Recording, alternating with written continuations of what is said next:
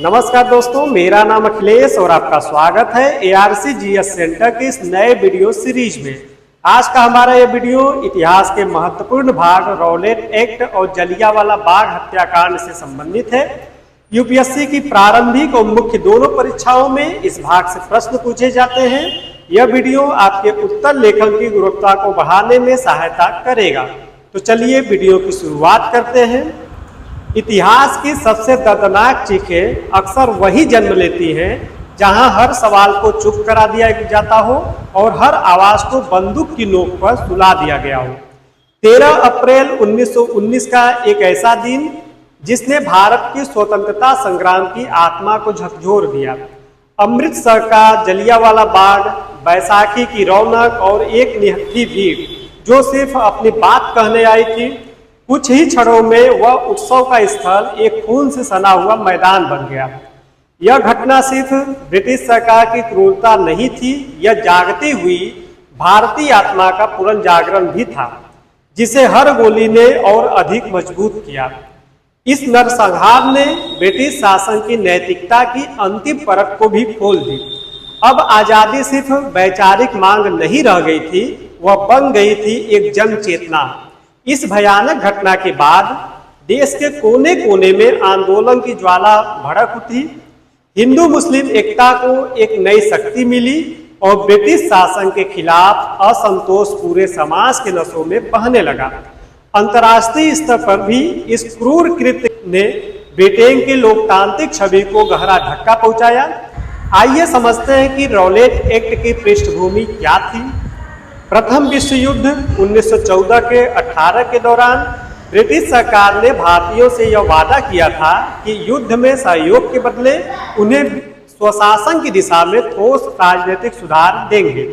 लेकिन युद्ध के बाद सरकार ने अपने वादे के विपरीत मार्च 1919 में रॉलेट एक्ट लागू कर दिया, जिसे अराजक और क्रांतिकारी अपराध अधिनियम 1919 भी कहा जाता है। यह अधिनियम सर सिडनी रॉलेट के अध्यक्षता में गठित राजद्रोह समिति के सिफारिश पर आधारित थी। इसके अनुसार सरकार किसी भी व्यक्ति को केवल संदेह के आधार पर बिना मुकदमे के 2 साल तक हिरासत में रख सकती थी, जहां न अपील का अधिकार था और न ही वकील और न ही किसी अन्य न्यायिक प्रक्रिया की अनिवार्यता की गई। इस कानून ने प्रेस की स्वतंत्रता को भी समाप्त कर दिया, राजनीतिक गतिविधियां प्रतिबंधित कर दिया गया और प्रशासन को निरंकुश दमन के अधिकार मिल गए। महात्मा गांधी ने इसे काला कानून करार देते हुए इसके विरोध में 6 अप्रैल 1919 को देशव्यापी सत्याग्रह और हड़ताल का आह्वान किया। पंजाब, विशेष रूप से अमृतसर, इस जन जागरण का प्रमुख केंद्र बन गया। आइए समझते हैं कि जलियांवाला बाग हत्याकांड के प्रमुख बिंदु क्या थे। अमृतसर की स्थिति दिन प्रतिदिन तनावपूर्ण होती जा रही थी।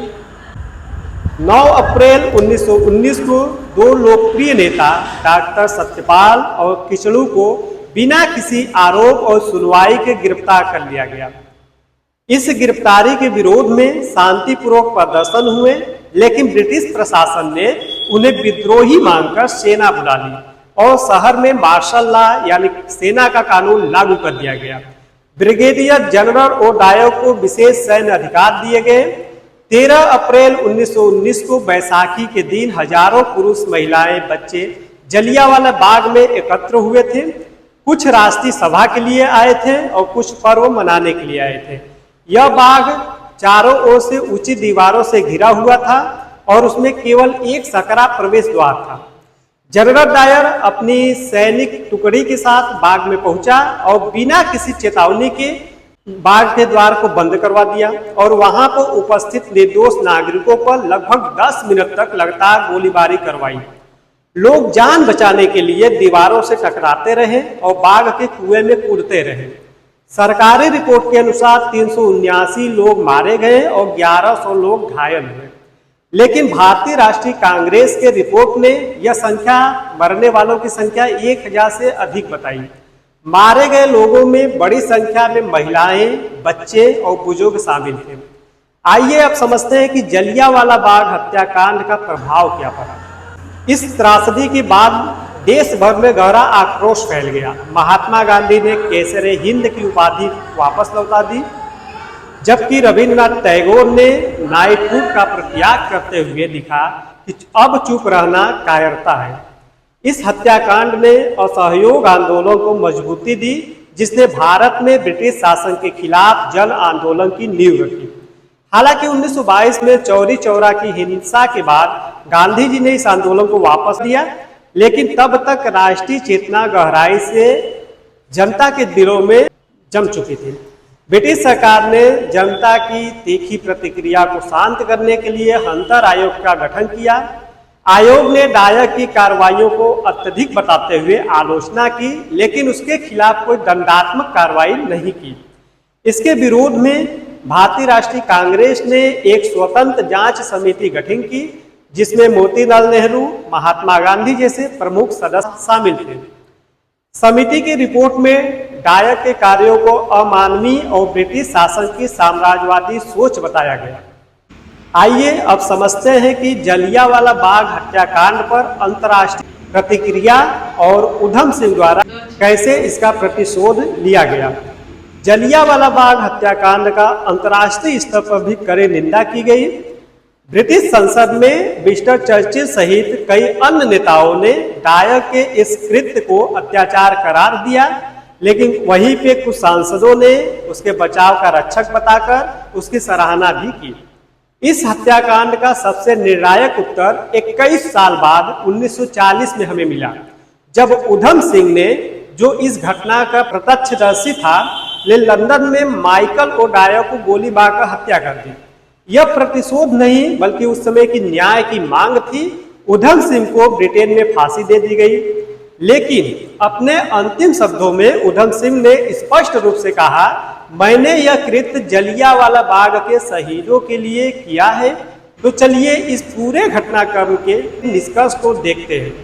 जलियांवाला बाग हत्याकांड भारतीय स्वतंत्रता संग्राम का एक ऐसा निर्णायक मोड़ था, जहां से स्वतंत्रता सिर्फ राजनीतिक मांग नहीं, बल्कि आत्मसम्मान और राष्ट्रीय अस्मिता का लड़ाई बन गई। यह घटना ब्रिटिश शासन की क्रूरता और साम्राज्यवादी सोच को बेनकाब करती है, तो वहीं भारतीय जनमानस की संघर्ष, शक्ति, एकता और बलिदान का परिचय भी देती है।